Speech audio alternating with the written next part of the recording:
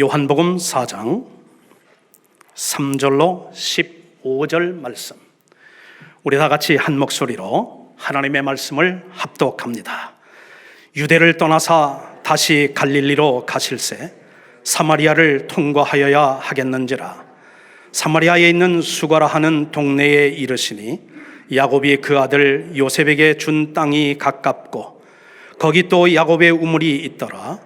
예수께서 길 가시다가 피곤하여 우물 곁에 그대로 앉으시니 때가 6시쯤 되었더라. 사마리아 여자 한 사람이 물을 기르러 왔으매 예수께서 물을 좀 달라 하시니 이는 제자들이 먹을 것을 사러 그 동네에 들어갔음이러라. 사마리아 여자가 이르되 당신은 유대인으로서 어찌하여 사마리아 여자인 나에게 물을 달라 하나이까 하니 이는 유대인이 사마리아인과 상종하지 아니함이러라. 예수께서 대답하여 이르시되 네가 만일 하나님의 선물과 또 내게 줄 달라 하는 이가 누구인 줄 알았더라면 네가 그에게 구하였을 것이요 그가 생수를 내게 주었으리라. 여자가 이르되 주여 물기를 그릇도 없고 이 문은 깊은데 어디서 당신이 그 생수를 얻겠사옵나이까? 우리 조상 야곱이 이 우물을 우리에게 주셨고 또 여기서 자기와 자기 아들들과 짐승이 다 마셨는데 당신이 야곱보다 더 크니까?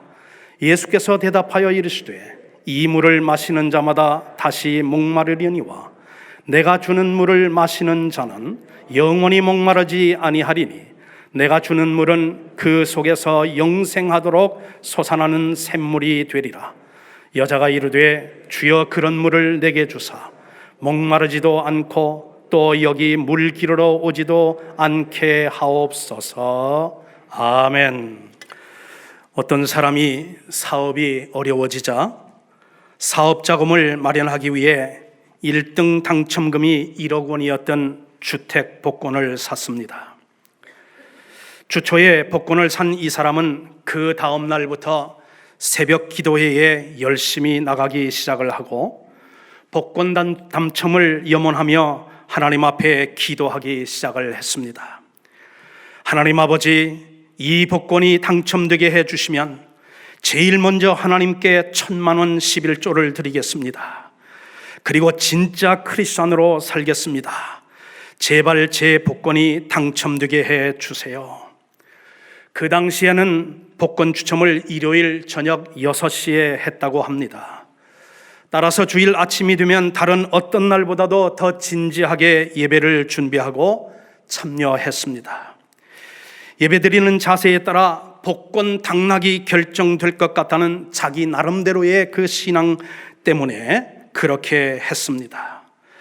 복권 산 주일에는 평소보다 10분쯤 더 일찍 예배당에 도착하여 경건한 마음으로 하나님 앞에 기도합니다. 목사님의 설교가 시작되면 평소처럼 졸거나 하품하기는커녕 눈을 크게 뜨고 하나님, 제가 이렇게 예배드리는 모습을 잘 봐주세요 하는 마음으로 아멘, 아멘으로 화답하였습니다. 목사님의 축도까지 다 받고 예배당을 나서면 마음이 한없이 기뻤습니다.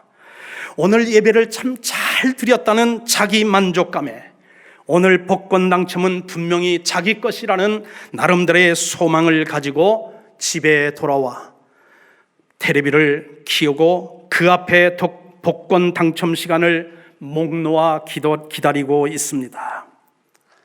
그러나 그날 밤도, 그 다음 주일날 밤도, 그리고 몇 개월 동안 이 사람은 복권 추첨에서 보기 좋게 퇴짜를 맞았습니다. 여러분, 이게 누구의 이야기냐 하면 성령 받고 거듭나기 전에 사업하면서 온갖 방탕한 삶을 살았던 주님의 교회, 그리고 또한 기독교 선교 100주년 기념교회를 섬기다가 지금은 은퇴하신 이재철 목사님의 실제 있었던 실화입니다. 그는 자기가 쓴 글에서 자기 스스로에게 질문을 합니다. 복권 당첨을 염원하며 드린 내 예배를 과연 하나님께서 받으셨을까 말이죠. 그리고 그는 스스로 답을 합니다. 절대로 하나님은 그런 예배는 받지 않으실 거라고 말이죠. 아무리 진지한 모습으로 기도하고 예배 드린다 한들 그것은 하나님이 아니라 돈을 섬기고 물질을 경배하는 짓이었기 때문이었다는 나름대로의 신앙을 나중에 그는 고백하고 있습니다. 오늘날 많은 교인들이 주일날 교회에 와서 하나님 앞에 예배를 드리는 것은 무엇을 얻기 위해서 오는 것 같다는 생각이 제 마음속을 점점 이제 지배하고 있습니다. What's in it for me? 내가 하나님 앞에 나와서 예배를 드리면 What's in it for me? 나에게 돌아오는 게 뭡니까? 내 몫은 무엇입니까? 내가 이만큼 시간을 투자하고 이만큼 정성을 들이고 그렇게 하고 또 그러면서 헌금을 하면 What's in it for me? 나를 위해서 하나님께서 하실 일이 무엇이고 나에게 돌아오는 몫이 무엇입니까? 마치 흥정하고 거래하는 듯이 예배를 준비하고 예배를 드리는 사람들이 오늘날 점점 더 많아지고 있다는 사실이 저를 슬프게 합니다. 내가 예배를 통해서 얻는 것이 무엇이냐? 만약 이것이 예배에 참여한 사람들의 주된 생각이라면 예배마저도 세속적인 어떤 소비자 정신으로 점령당한 것이 아닌가 생각을 해보게 된다 하는 것입니다. 저는 오늘 아침 예수님과 사마리아 여인이 만나는 이 본문 말씀을 통해서 진정한 예배에는 어떤 일들이 있는가 세 가지를 요약해서 여러분과 함께 나누며 은혜를 서로 나누기를 소원합니다. 첫 번째, 예배자가 되기 위해서 예배에 임하는 사람들, 우리들이 기억해야 되는 첫 번째 원리는 무엇이냐면 진정한 그런 예배는 하나님께서 인간을 찾아오실 때에 그때에 비로소 가능하다고 하는 예배의 원리라는 사실입니다. 일반적으로 우리는 이렇게 생각하지 않습니까? 우리는 오늘 아침 하나님께 예배를 드리기 위해서 우리가 하나님을 찾아 나온 것이라고 말입니다. 내가 아침에 일찍 일어나고 그리고 또한 이제 목욕을 하고 그리고 또한 아침밥을 먹고 좋은 옷을 입고 그리고 내가 시간 맞추어 교회당에 찾아왔고 그래서 이것은 내가 찾아 나온 것이고 내가 예배 드리는 것이지 그렇게 생각할 수도 있습니다만은 오늘 본문은 우리에게 분명한 예배의 원리 가운데 하나님께서 먼저 우리를 찾아주시지 않는다면 우리의 이 모임은 헛것이 되고 말 것이라는 그런 이제 말씀입니다. 진정한 예배란 하나님이 우리를 찾아오실 때에 가능하다고 하는 사실이에요. 하나님께서 먼저 우리를 찾아오시지 않고 하나님께서 먼저 자신을 우리에게 계시하여 주시지 않는다면 우리는 누구를 예배해야 될지 어떻게 예배를 해야 될지 그리고 왜 예배를 해야 할지를 모르는 가운데에 종교 행사를 하다가 돌아갈 수밖에 없다 하는 것입니다. 여러분, 제가 질문을 하나 드리겠으니 마음으로 여러분 답변을 해보십시오. 사마리아 여인이 예수님을 만나러 왔습니까? 아니면 예수님이 사마리아 여인을 만나기 위해서 먼저 그 수가성의 우물가에 가셨습니까? 그렇습니다. 예수님이 이 여인을 만나시기 위해 사마리아로 먼저 가셨습니다.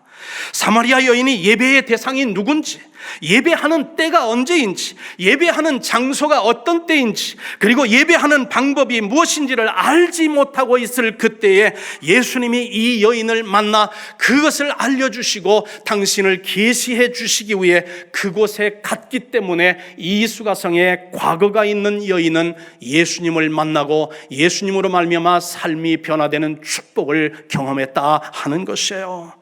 사마리아, 예수님은 안 가도 되는 곳이었습니다. 사마리아 여인, 만나지 않아도 되는 여인이었습니다. 그럼에도 불구하고 오늘 본문을 보니까 예수님께서 가시지 않아도 되는 길을 가시고 만나지 않아도 되는 사람을 만나 주셨고 그리고 또한 당신을 계시해 주셨기에 이 사마리아 여인이 예수님을 그리스도로 영접하고 그리고 또한 증거하는 변화된 삶을 살게 되었음을 오늘 성경은 증거해 주고 있습니다.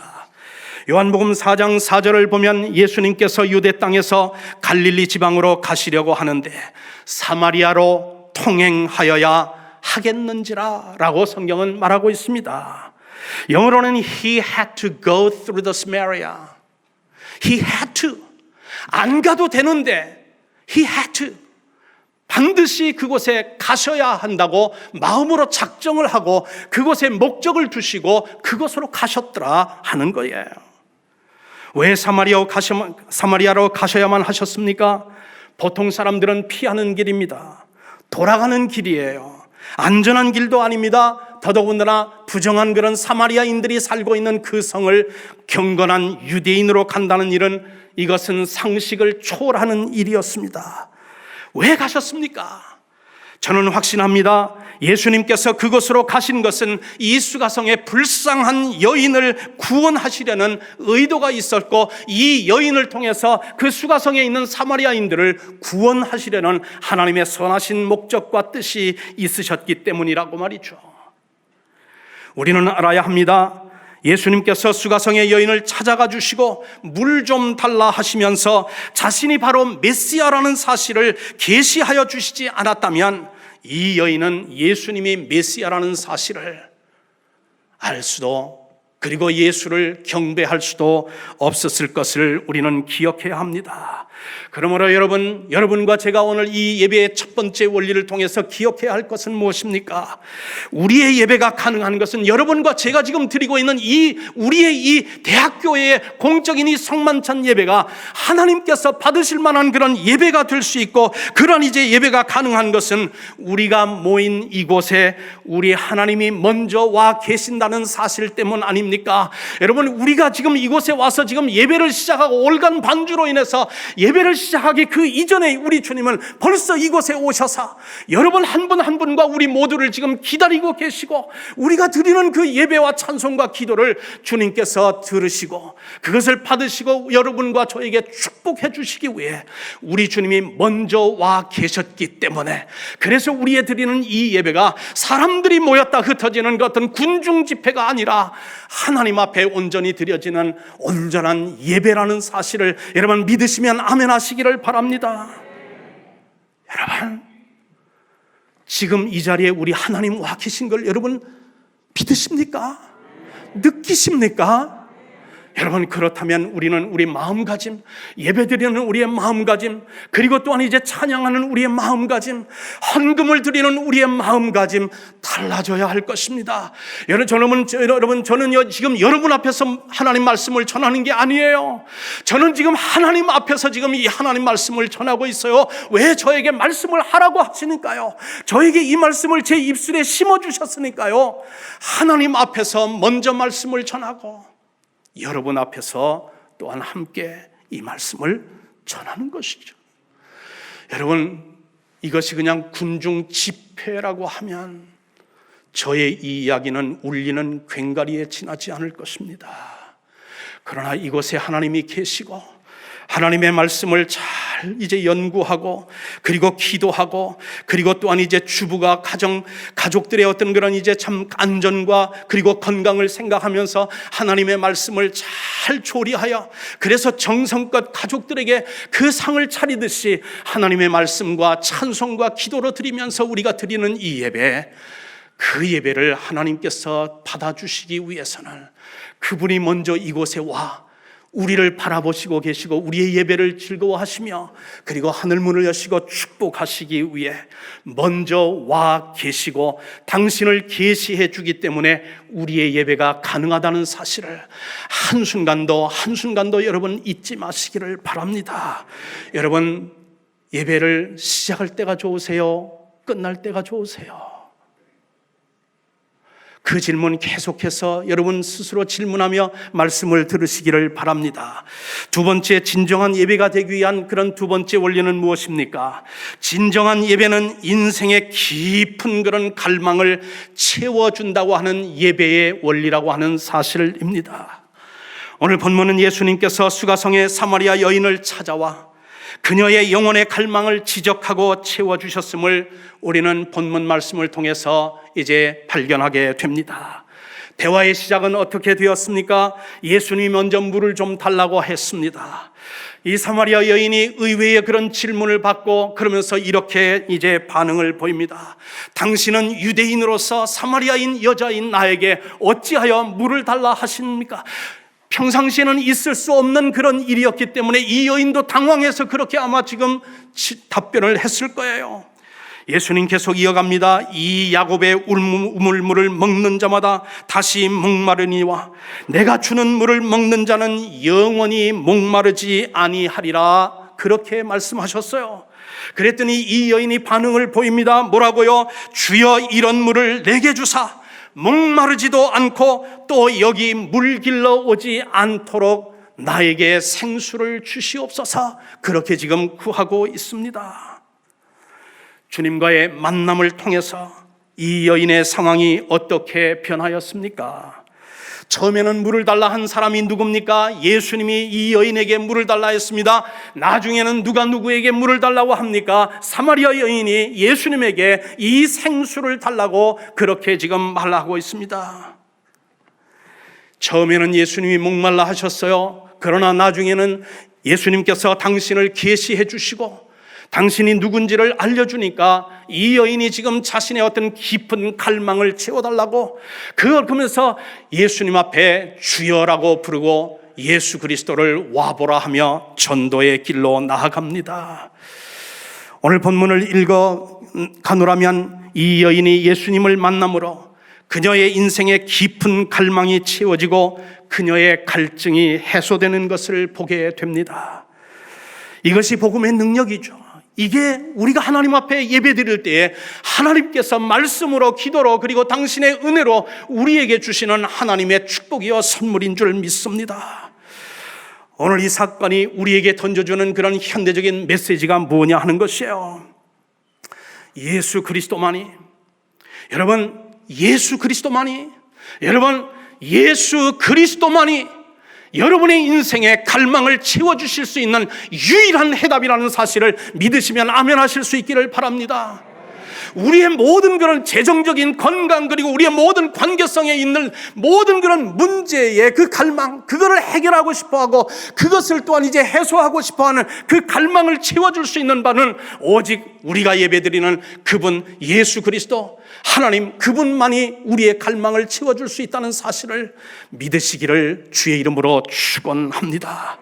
세상에서 찾아도 찾아지지 않고 인생들에게서 얻으려고 해도 얻어지지 않고 내 노력으로 성취해보려도 채워지지 않는 인생의 그런 깊은 갈망을 채워줄 수 있는 유일한 분, 이 세상에 오직 예수 그리스도 그분만이 우리의 인생의 갈망을 채워줄 수밖에 없다고 하는 이 사실을 믿는 사람이 진짜 그리스도인이요 이것을 깨닫는 사람이 지혜로운 사람이다 하는 것입니다. 그러니 우리가 예배에 더 열중하고 더 정성껏 준비하고 그리고 예배에 임해야 할 그 이유가 바로 거기에 있는 것이죠. 성 어거스틴이 참 유명한 말을 남겼습니다. 인간에게는 하나님만이 채울 수 있는 절대 공간이 있다고 말입니다. 같은 내용을 솔로몬 왕은 전도서에서 조금 다르게 이제 표현을 했지만 결국 그 메시지는 동일합니다. 솔로몬이 이렇게 말합니다. 하나님께서 모든 것을 지으시되 사람에게는 영원을 사모하는 마음을 우리 가운데 두셨다 하셨습니다. 이것이 지금 네 발 가지고 기어다니는 그런 동물들과 다르고 그리고 날개를 갖고 또한 공중을 나는 그런 새들과 다른 것이 무엇이냐면 여러분과 저를 지으실 때는 이 가슴 속에 오직 예수 그리스도만이 채울 수 있는 그 절대 공간이 있다는 사실이에요. 이 절대 공간을 다른 어떤 것으로 채우려고 해도 채워지지 않는 절대 공간 말입니다. 솔로몬이 말하는 영혼을 사모하는 마음이란 예배를 통해서만 채워질 수 있는 절대 공간이란 말씀입니다. 인생을 큰 퍼즐에 비유한다면 사람 모양의 그런 퍼즐이 있습니다. 그런데 이 사람의 퍼즐을 다 맞췄어요. 눈도 맞추고 귀도 맞추고 이마도 맞추고 얼굴도 맞추고 그리고 또한 팔다리도 맞추고 몸통도 맞추고 다 짝을 찾아서 다 맞췄는데 다 완성을 해보니까 가슴에 하나 퍼즐 조각 하나가 미싱되었어요. 그래서 사람들이 그 미싱되어 있는 그 가운데 있는 이 가슴에 있는 영혼을 사모하는 이제 마음이라는 이 퍼즐을 돈으로 메꿔봅니다. 지식으로 메꿔봅니다. 철학으로 메꿔봅니다. 그리고 또한 이제 이 세상의 성취로, 그리고 학위로 그것을 채워봅니다. 어떠한 것으로 갖다 끼워도 그 마음은 채워지지가 않는데, 오늘 우물가의 여인은 그 미싱된 퍼즐이 바로 예수 그리스도라고 하는 사실, 그리고 예수 그리스도가 주는 그 생수와, 그리고 또한 그분이 주는 그런 만나만이, 영원한 그 양식이 우리의 이 영혼을 사모하는 그런 이 마음의 퍼즐을 그것으로 채울 때만 온전히 채워진다는 사실을 우리에게 고백해 주고 있습니다. 영혼을 사모하는 마음의 조각은 이 세상의 그 어떤 사람도 여러분에게 그것을 채워줄 수가 없어요. 이 세상의 어떤 것으로도 채워지지가 않습니다. 이것은 하나님을 예배함으로 얻는 생수와 하늘 양식으로만 채워지는 것이고, 이것은 예수 그리스도만 위해서 채워지는 것임을 이 복음성가인 우물가의 여인처럼이라고 하는 그것을 작사한 사람은 그것을 깨달았던 것이죠. 우물가의 여인처럼 난 구했네. 헛되고 헛된 것들을. 그때에 주님 하신 말씀, 내 세매와 생수를 마셔라. 오 주님, 채우소서.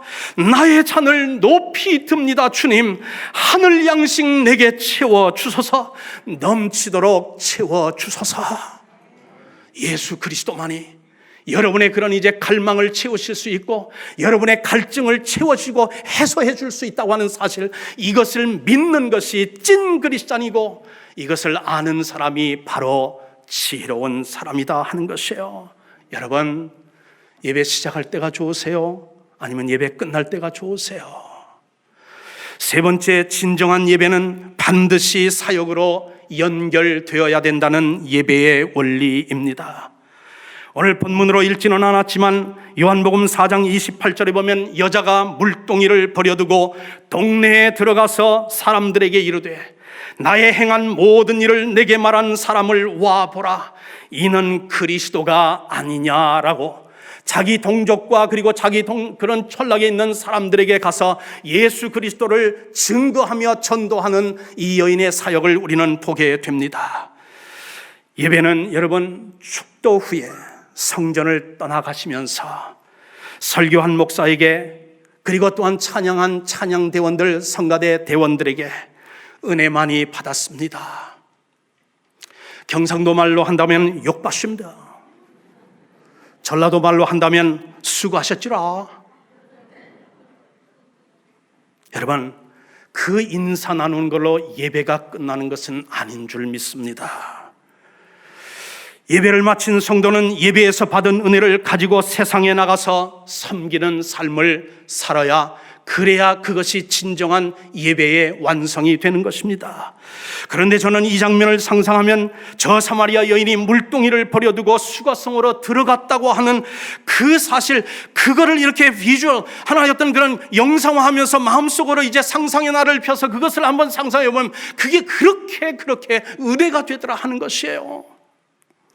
마실 물로 길러 왔던 여인이 생수이신 예수님을 만나 그분이 주시는 그런 이제 생수를 마시고 난 후에 물동이를 버려두고 자기가 만난 예수님을 증거하러 성 안으로 들어갔는데, 그것은 무엇을 말하면 사역을 하러, 예수님을 증거하러, 사역하러, 봉사하러 들어갔다는 것 아닙니까? 성경에 보면 예수님을 만난 후에 자기 삶 속에서 그토록 소중하다고 여겼던 것들을 과감하게 내려놓고 예수님을 따르는 일에 자기 삶의 우선순위를 두면서 예수에게 올인하는 그런 사람들을 보게 되죠. 소경 바디메오라고 하는 사람이 있었습니다. 예수님이 지나가는데 불쌍히 여겨달라고, 다윗의 자손 예수여 나를 불쌍히 여겨달라고 그렇게 외칩니다. 그 소리를 지르면 지를수록 제자들은 시끄럽다고 그러면서 그를 이제 막습니다. 소리를 이제는 그만 지르라고 말이죠. 그러면 그럴수록 더욱 큰 소리를 지르면서 다윗의 자손 예수여 나를 불쌍히 여겨달라고. 예수님 그에게 찾아가 무엇을 원하느냐? 보기를 원하나이다. 내 믿음대로 될지어다. 그래서 눈을 떴어요. 그런데 이 지금 소경 바디메오가 그에게 유일한 하나의 자산이 있었어요. 그가 정말 제일 소중히 여기는 것이 있었는데 그게 뭐냐면 겉옷이었죠. 겉옷을 버려두고 예수님을 쫓는 소경 바디메오를 우리는 성경에서 발견하는 거죠.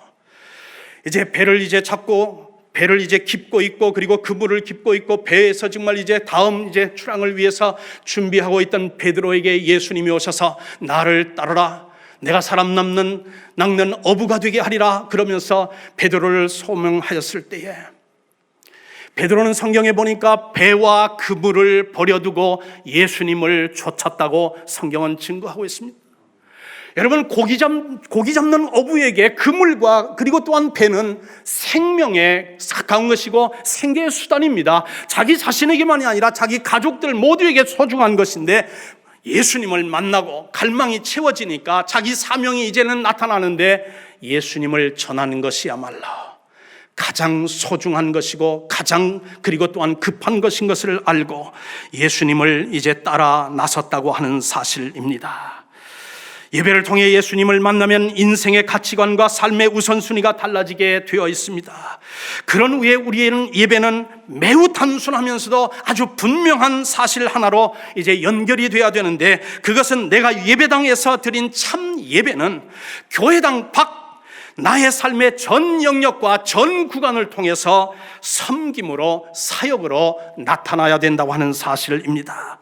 나의 삶의 현장으로 연결되지 않는 예배라면 예배당 안에서 아무리 거룩하고 아무리 신령하게 예배 드렸을지언정 그 예배는 종교 활동에 지나지 않을 수도 있다는 사실을 우리는 기억할 필요가 있습니다.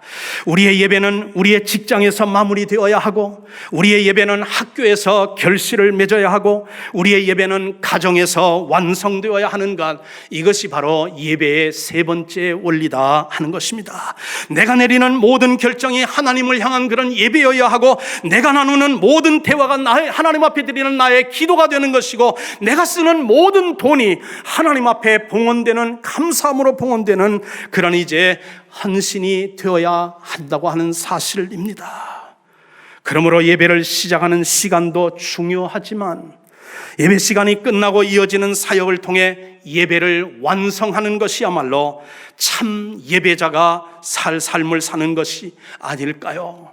여러분, 지금 이 세상은 진정성을 갈구하고 있습니다. 저는 100% 저는 확신합니다.